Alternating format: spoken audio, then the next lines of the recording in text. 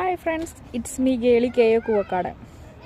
നമ്മുടെ നാട്ടിൽ ഇപ്പം എന്നിട്ട് നടക്കണേ, വാതിൽ മുട്ടുന്നു, വാതിലിൻ്റെ അകത്ത് കയറുന്നു, വാതിൽ തുറക്കുന്നു, എന്തൊക്കെ കാണണം.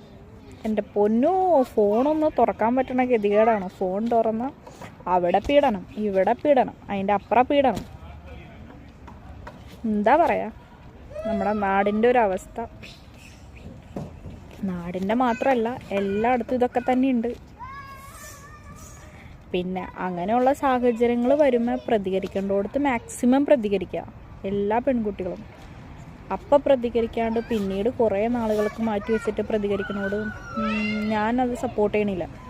പിന്നെ ചില സാഹചര്യങ്ങൾ വന്നു പോകും, ചില സമയങ്ങളിൽ പേടിച്ചിട്ടായിരിക്കാം, ചിലപ്പോൾ ഭീഷണിപ്പെടുത്തുന്നതുകൊണ്ട്, അങ്ങനെയുള്ള ബുദ്ധിമുട്ടുകൊണ്ടായിരിക്കും ചിലപ്പോൾ പ്രതികരിക്കാണ്ട് വന്നത്. എന്തൊക്കെയാണ് നടക്കും.